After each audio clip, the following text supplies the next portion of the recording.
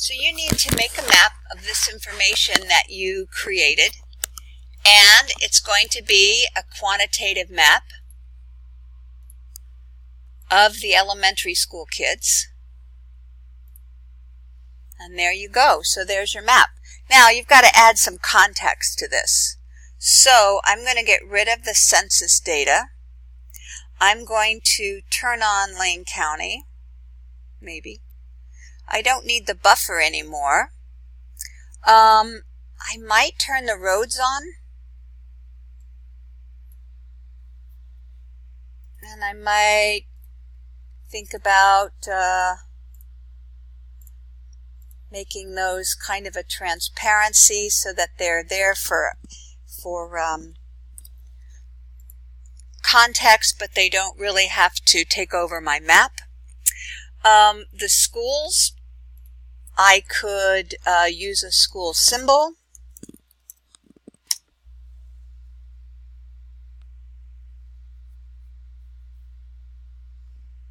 And sometimes the little 3D symbols are a problem because they don't seem to print well in when you save it as a PDF. And if this takes much longer, I'm just going to give it I'm not going to use it. Oh, there they are. Okay. But actually, I don't think I want to use it. I'm going to just use that one. I'm going to play around with colors later, but I have my school symbol. Actually, I don't like that school symbol at all. Sorry. I'm going to get rid of that. Okay, so, oh, that's not very good either.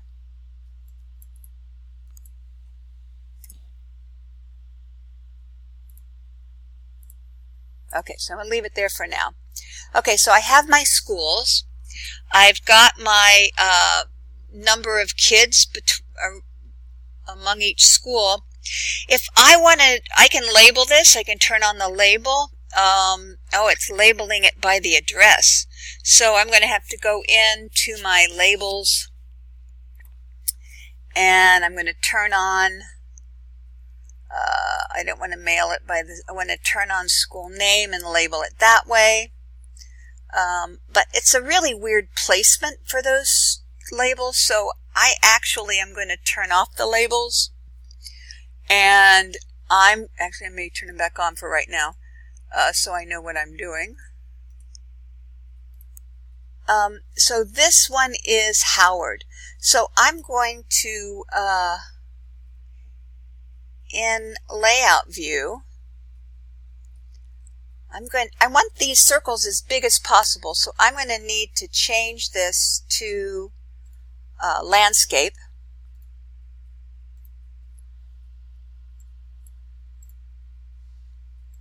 Move those bounding boxes in.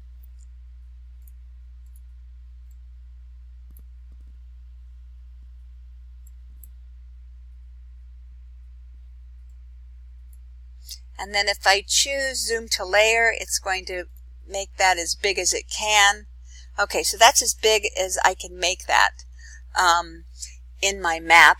So now what I want to do is, because I'm in here, I'm just going to label these by hand. So I'm going to right click up in here and turn on the draw effects, the drawing toolbar, which is, I'm going to go dock it over here. Is it going to dock? Where did it go?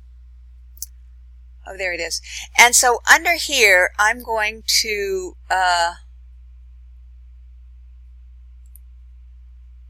click. I can either use a text or a call out if I want. So I can make Howard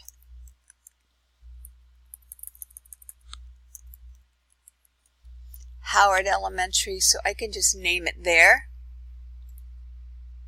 And I can place this, I can change the size, I can play around with changing that where I would like it to be. And I can just move that here, so that's Howard Elementary. So there's lots of different ways that you can label these so that they're readable. The other thing I might do, if I look at this at 100%, those outlines aren't too bad. they don't take over the data too much. So actually, now I'm going to remove that. So I can play around with putting these labels where I want to put them. I can use a call out. There's all kinds of different labels you can do. The other thing you can do if you're really kind of brave is to open up the attribute table and add a new field called name. Make it text. And then when you're in the name field, well, let's put it beside the school name so we know which one is which. So I'm going to go lay this over here.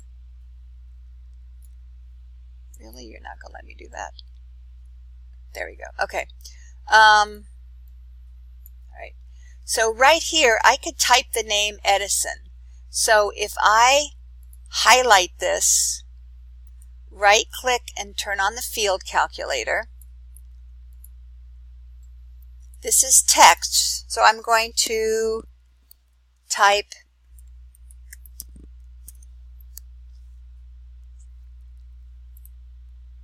and it's going to put the name Edison there. I'm going to highlight that one, go to the field calculator, and this one is Howard.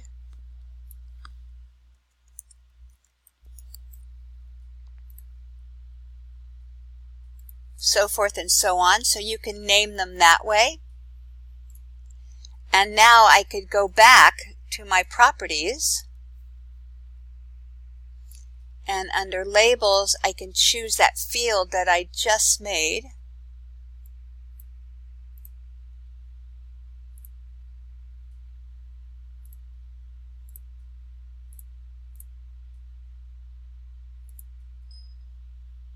Why I'm getting these dings. I don't know if you can hear it dinging at me.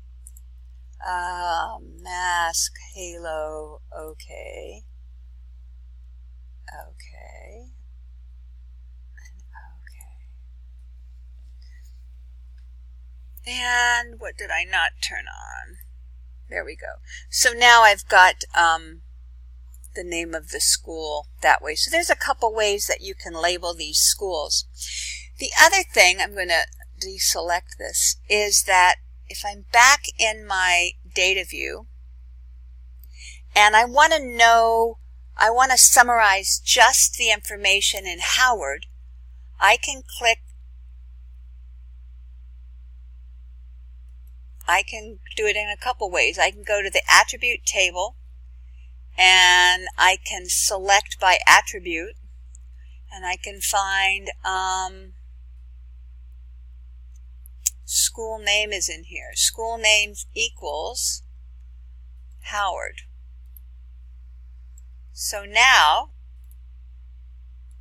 I can go to the elementary school field and do a statistics, and it will tell me how many kids are within 1 mile of Howard Elementary.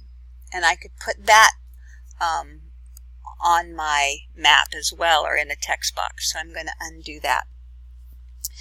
Let's see, any other things you should know about this map? So what you want to make sure is that your focus is these 4 circles.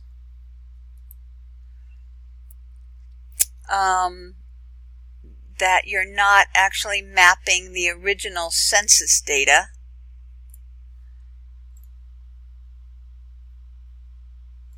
There you go. So the roads and the water can give your map some context. You've got lots of room to put your map elements, and I think you have the information for your map source. Your projection for this, let's take a look. Properties, coordinate system, and that is your projection. The current coordinate system being used is the Lambert conformal conic, and the datum is NAD 1983. So that's the information you would put on your map. Let me think. Anything else? Nope. I think you've got it.